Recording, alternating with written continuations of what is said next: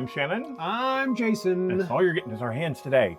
So today we are making these star ornaments. This is a completely no-sew project. So how do we get it to stay together this well? Thank you, Roxanne glue. Yes. So we're using the Glue-Baste-It with the pipette attachment that comes with it. You're going to start by cutting four, count them, 1, 2, 3, 4. 1, 2, 3, 4. We have 4. And they are measured at 4 inches by 14. 4 that are 4 by 14. By 14. All right, so you'll start with that. The next thing you're going to do is to take them to your iron and you're going to press them lengthwise, in half. Once it's pressed in half, you have that crease line down the middle.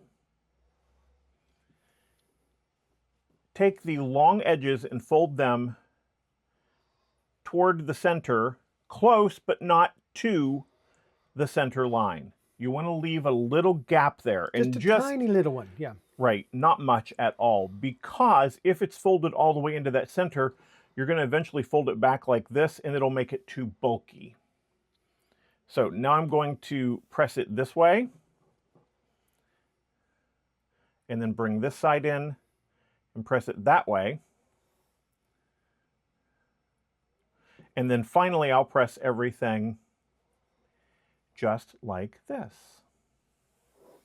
So that you'll end up with 4 strips folded like this.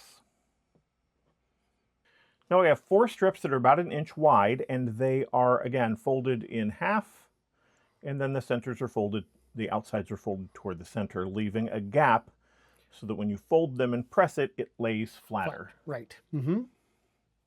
Now it's time to fold these, and you're going to fold them end to end, leaving about 2 inches. This is where an optional tool comes in. You can use a Hera marker to crease this, or a point turner. It'll do the same thing.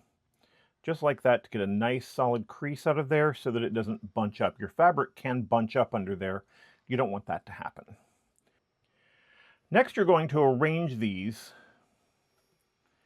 so that you have them set in a rough square. All right? Just like this. And you want them to be every other color. 2, 3, 4. Unless you're doing this in a solid color, which case doesn't matter. What does matter is that you want the little folds all going clockwise.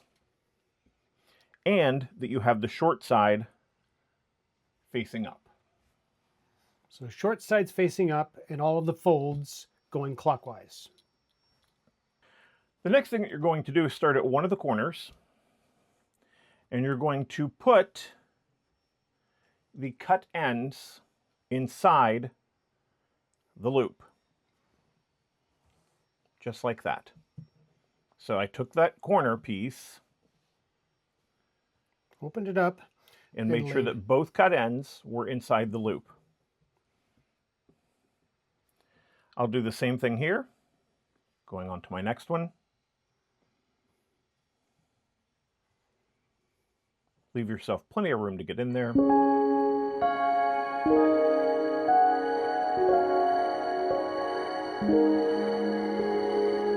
you have is a rough-looking pinwheel, just like this.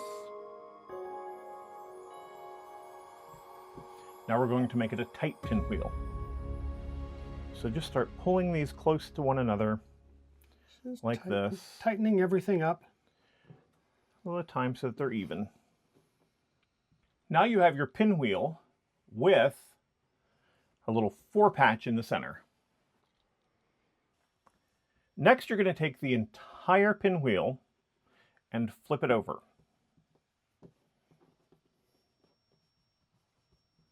So that you have all the long sides up. So there's those short ones underneath there. Then you start the folds. You're going to bring this one down over those 2 squares. So the top one comes down over those 2 squares. Then working counterclockwise, you go to the next one and fold it over the one that you folded down and one of the squares. Go to the next one, this is the bottom one. Fold it up over the strip that you just folded and a square. Then you fold this one the same way. Another optional tool is a pair of tweezers or forceps. Reach under the first square. That loop that's been created there. Grab the cut end and pull it through. I'm going to start with the top left strip and fold it to make a point by folding it away from its neighboring strip. Just like that. I'll give that a little crease. And then flip the entire thing over. Just like that. Now I'll take that same strip and fold it down to complete the point. Again, leaving a small gap. Don't overlap them. Don't make them too tight. And give that a nice press. Then fold that same piece in half so that you end up with a half point.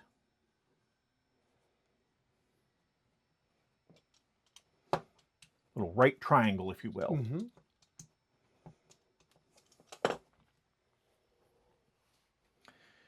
I now have this tail. Just like we did in the beginning, I'll reach the tweezers inside of that loop.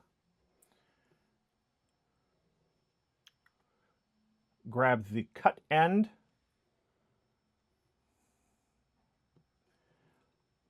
Hold the tip of the point and then pull the fabric through. And that is tucked in nice and neat.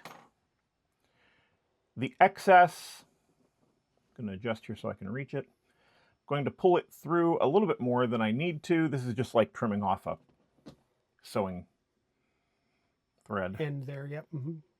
Like a quilting end. Your scissors underneath there. I'm just going to snip that off. Trim that excess off so it doesn't stick out. And then readjust everything. Alrighty. Your first point is made. There's your first point. You've made your point. Now we're going to fold the next one going clockwise.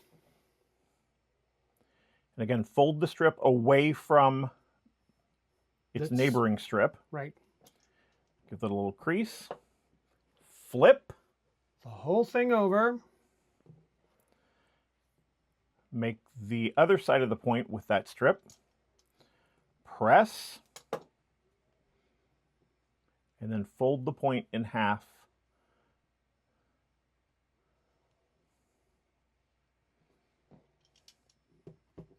And give it a press. Reach through with the tweezers. And I hold this point while I do this. Grab that and pull it through.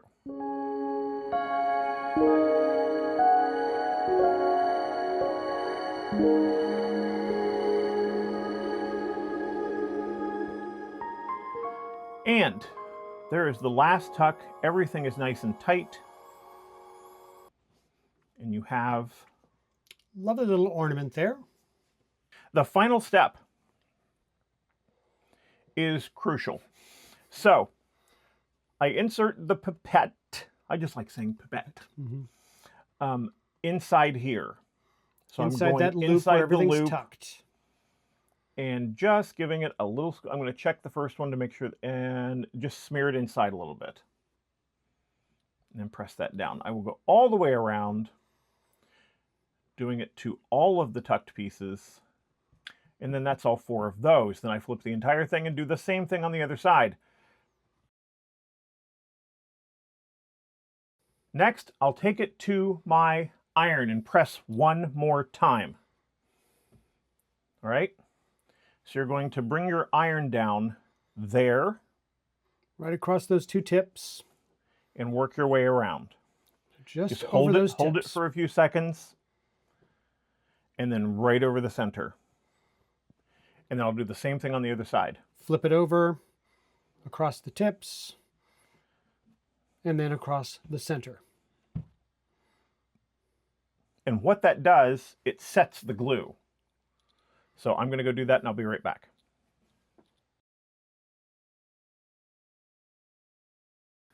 Then grab your hook and hang it on your tree. And there it is. This is definitely going on our tree, I can tell you that. So choose your colors, get some fabric that you really like, make these up. They only take a couple of minutes to make up once you've got them cut out. And bonus tip, use that glue-baste to hold everything together nice and firm.